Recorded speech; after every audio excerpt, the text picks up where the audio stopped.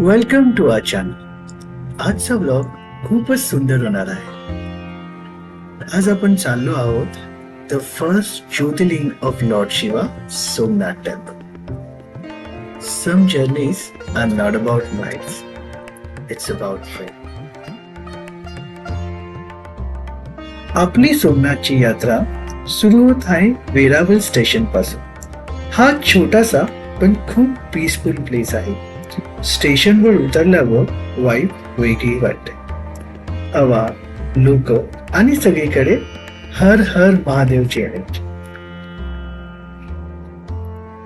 Station पासून आम्ही प्रवासाची सुरुवात केली, जे की सिटी बसने, जे तुम्हाला प्रत्येकी 30 रुपये दरात सोमनाथ मंदिरापर्यंत पोहोचवते. वेरावल स्टेशन पासून मंदिराचे अंतर सुमारे 5 ते 6 किलोमीटर आहे. स्टेशनवरून तुम्हाला सहजरित्याने ऑटो, टॅक्सी, बस उपलब्ध होऊन जातात. तेही तुम्ही खूप कमी दरात मंदिरापर्यंत पोहोचून जातात. जर तुम्ही फ्लाईटने येत असाल तर दीव विमानतळ हे तुम्हाला मंदिरापासून अवघ्या 85 किलोमीटर अंतरावरती आहे. विमानतळावरून तुम्हाला ऑटो, बस हे सहजरित्याने उपलब्ध होऊन जातात.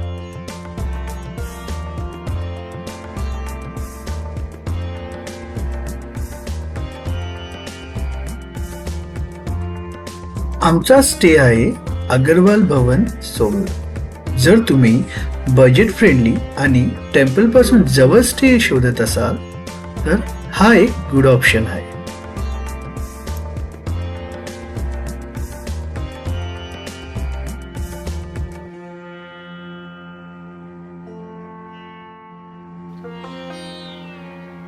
From here, Somnath is just a few minutes away, but spirituality, it feels like a lifetime experience.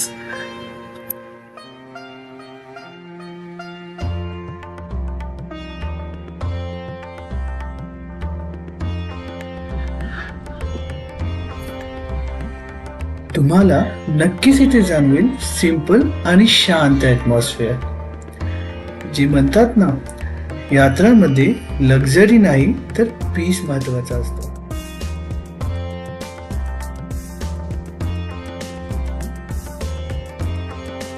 Agarwal भवन मध्ये प्रत्येकी 200 दरात राहण्याची सोय आहे. आम्ही 13 जण असल्यामुळे आम्हाला 4 बेडचे AC रूम प्रत्येकी 200 दरात मिळाले. वॉशरूम कॉमन असून ते भवनाच्या मध्यभागी आहे. आंघोळीसाठी गरम किंवा कोमट पाण्याची सोयही उपलब्ध आहे.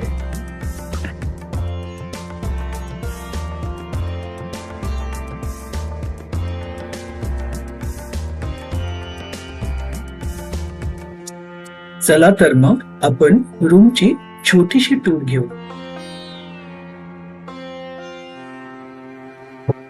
तुम्हाला रूम मध्ये बेड, बेडशीट, ब्लँकेट, पिलो हे उत्तम रीतीने आणि क्लीन भेटून जातात.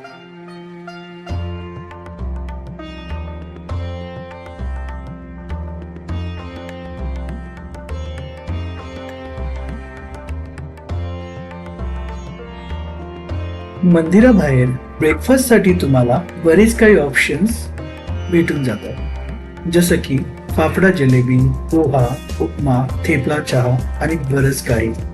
तुम्हाला फूड स्टॉल आणि हॉटेलचे ऑप्शन्स खूप भेटून जातात.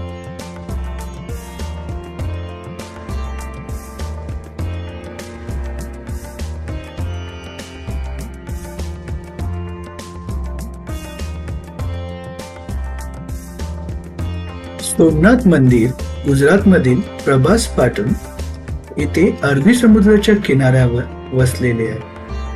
भगवान शिवांच्या 12 ज्योतिर्लिंगापैकी हे पहिले ज्योतिर्लिंग मानले जाते. मंदिर खूप भव्य, स्वच्छ आणि शांत वातावरणात आहे. मंदिराच्या मागे थेट समुद्र असल्यामुळे तिथे खूप सुंदर व्ह्यू दिसतो. खास करून संध्याकाळची आरती आणि सनसेट खूप सुंदर असतो. मंदिर परिसरात सिक्युरिटी खूप स्ट्रिक्ट आहे. मोबाईल, कॅमेरा, बॅग आत नेऊन देत नाही. बाहेर लॉकर सुविधा उपलब्ध आहे.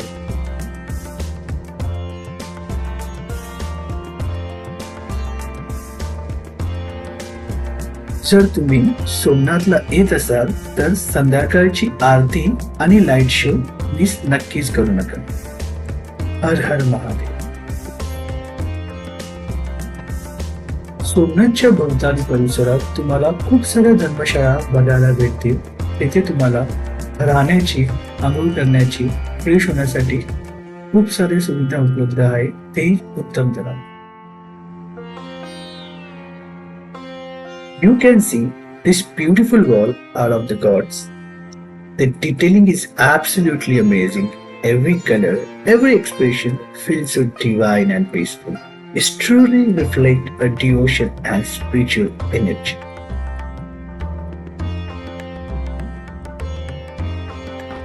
Standing here, you can actually feel a calm and positive vibe all around.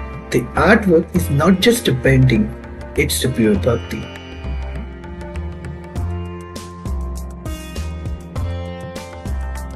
तर आता वळूया सोमनाथ मंदिराजवळ वसलेल्या लक्ष्मीनारायण मंदिराजवळ. हे खूप सुंदर आणि शांत ठिकाण आहे. हे मंदिर भगवान विष्णू आणि देवी लक्ष्मी यांना समर्पित आहे. मंदिराची वास्तुशैली खूप आकर्षित आहे असून भिंतीवर सुंदर कोरीव काम आणि शिल्पकला पाहायला मिळते. मंदिर परिसर स्वच्छ, शांत आणि भक्तिमय वातावरणाने भरलेला आहे. त्यामुळे इथे आल्यावर मनाला खूप शांती मिळते. सोमनाथला भेट दिल्यावर हे मंदिर नक्कीच पाहण्यासारखे आहे. नारायणाची भक्ती, लक्ष्मीची कृपा, जिथे श्रद्धा तिथे लक्ष्मी नारायण. ओम नमो भगवते वासुदेवाय.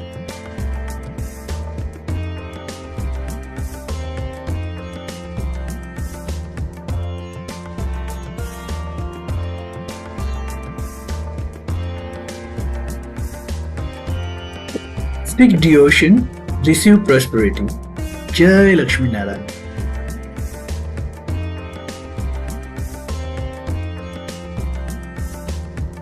सोमनाथ महादेवांचे दर्शन घेतल्यानंतर आम्ही सोमनाथ मधील इतर प्रसिद्ध आणि ऐतिहासिक मंदिराच्या दर्शनासाठी निघालो. या संपूर्ण परिसरात अनेक धार्मिक स्थळे आहेत जिथे शांतता, भक्ती आणि आध्यात्मिक ऊर्जा अनुभवायला मिळते. या सर्व ठिकाणांना सोयीस्करपणे भेट देता यावी म्हणून आम्ही एक ऑटो रिक्षा बुक केली. प्रति ऑटो 600 रुपये इतका चार्ज होता आणि साधारण सर्व ठिकाणांचे दर्शन या ऑटोने आरामात होते.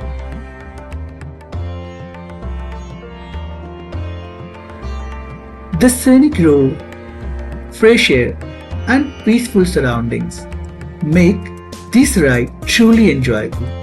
On both sides, you can see a natural beauty and calm atmosphere that gives a very relaxing and positive vibe. Sometimes the journey becomes more memorable than the destination. And this is exactly one of those moments. Exploring Somnath is not just about temple, but also about experiencing nature, peace and spirituality together.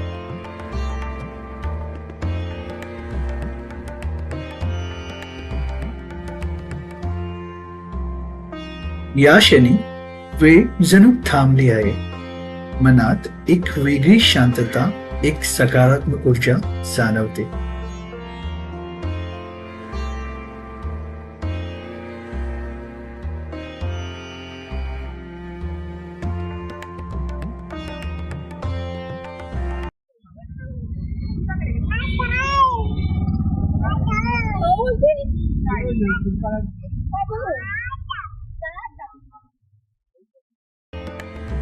Here's a little traveler enjoying the ride and calling Dada.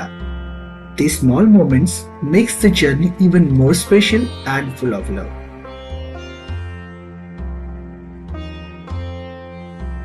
Driving through these busy roads, you can see the real life of the city.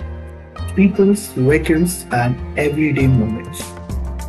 Every street here tells its own story.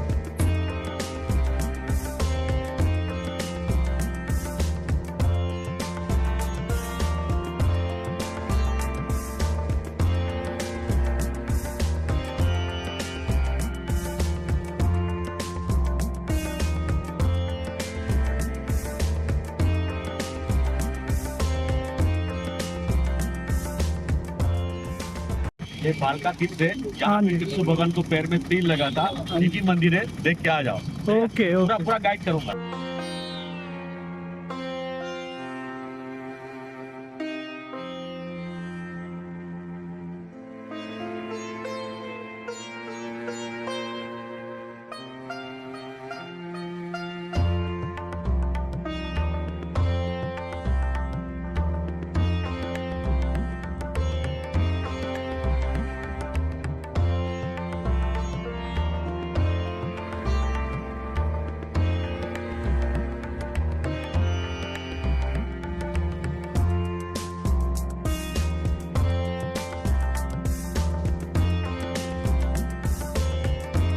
तुम्हाला बालका तीर्थ मंदिराची कथा माहिती आहे का?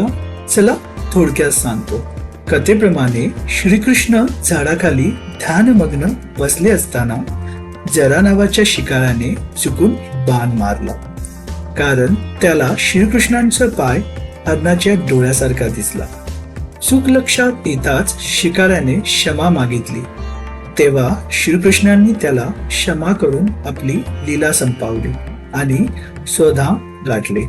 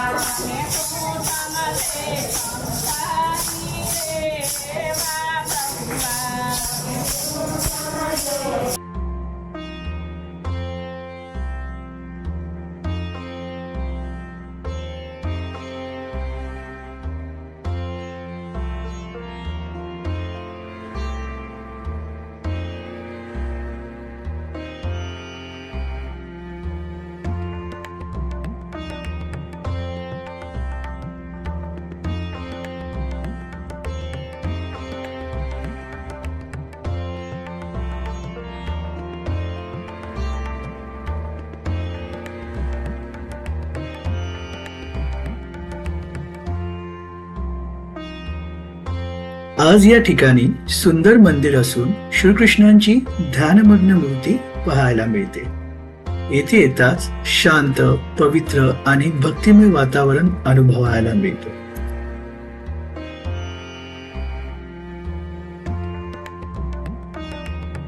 कृष्ण नामात आहे शांती, कृष्ण भक्तीत आहे मुक्ती.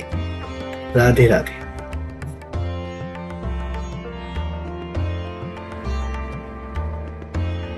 या पवित्र भूमीवर उभं राहिल्यावर इतिहास जिवंत झाल्यासारखा वाटतो. इथल्या प्रत्येक कणात श्रीकृष्णाच्या अंतिम लीलेची साक्ष आहे. बालका तीर्थ आपल्याला शिकवतं, शक्तीपेक्षा क्षमा मोठी आणि जीवनापेक्षा धर्म महान. मन शांत केलं तर इथे उत्तर मिळतात आणि श्रद्धा ठेवली तर मार्ग साचेल.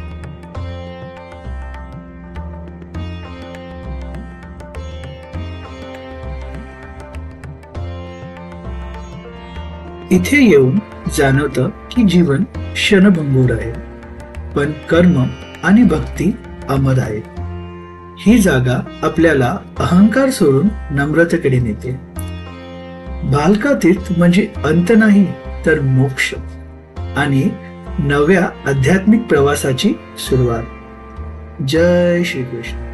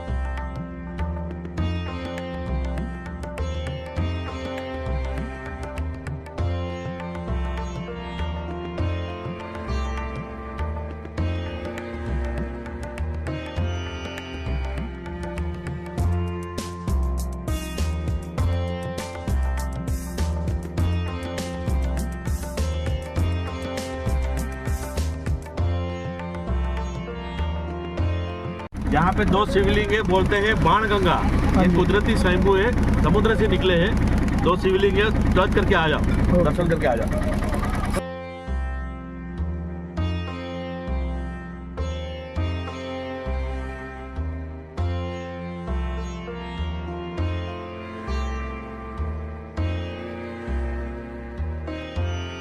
आता आम्ही आलो आहोत पवित्र बाणगंगा तीर्थ येथे. पुराणानुसार या ठिकाणी बाणातून प्रकट झालेलं पवित्र गंगाजल वाहतं, म्हणून या जागेला बाणगंगा असं म्हणतात. अनेक भक्त येथे येऊन स्नान आणि प्रार्थना करतात. या पवित्र जलाला शुद्धी, श्रद्धा आणि मोक्षाचं प्रतीक मानलं जातं.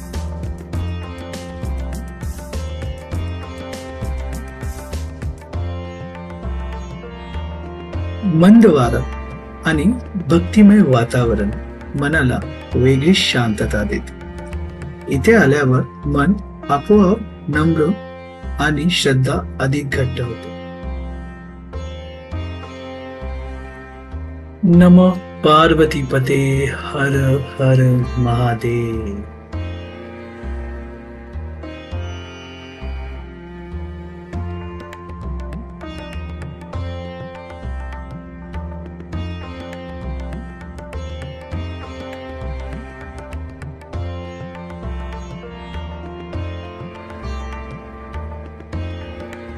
बोलिए. यहाँ से जाने का है, पहले 3 नदियों का संगम है, हिरण, कपिला, सरस्वती, 3 नदियों में मिलने, ठीक है. फिर यहाँ से लौटने का है, इसे जाने का है. ये 5 पांडव गुफा है और अच्छा. सूर्य मंदिर. जो पांडव आए थे ना, हाँ जी. यहाँ पे रुके थे, ठीक है. फिर बाहर होके ये गेट पे अंदर जाने का है. ये ओके. शारदा पीठ शंकराचार्य का मंदिर है. हाँ. जैसे अंदर जाओगे ना 12 ज्योतिर्लिंग दिखेगा ओरिजिनल. ओके, सब 1 आजू बाजू में ही है. हाँ जी. भी कर लो. ओके. पहले संगम देखना, अंधारा पहले, ताकि अंधेरा होगा दिखेगा. मछली का आटा 10 का दो, मछली का किधर है? टुकड़ा कर दे देना मछली को. अच्छा. हाँ भैया, आजा मछली को खिलाए.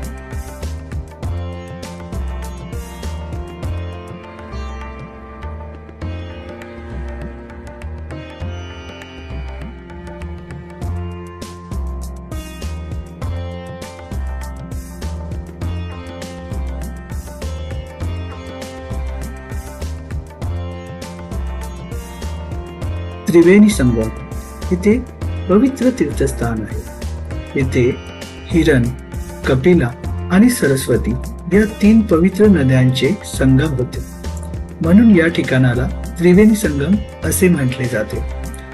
हिंदू धर्मानुसार या पवित्र संगमात स्नान केल्याने पापांचा नाश होतो आणि आत्मशुद्धी मिळते असे मानले जाते. अनेक भक्त येथे स्नान आणि पूजा करण्यासाठी येतात.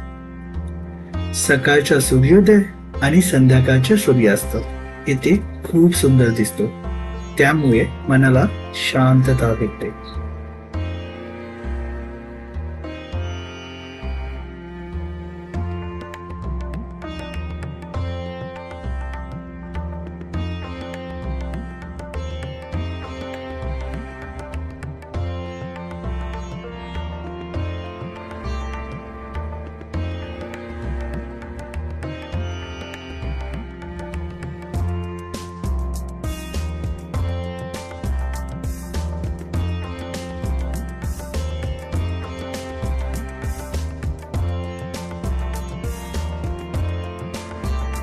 असा सुंदर आणि भक्तिमय अनुभव देणारा होता आजचा सोमनाथचा दिवस.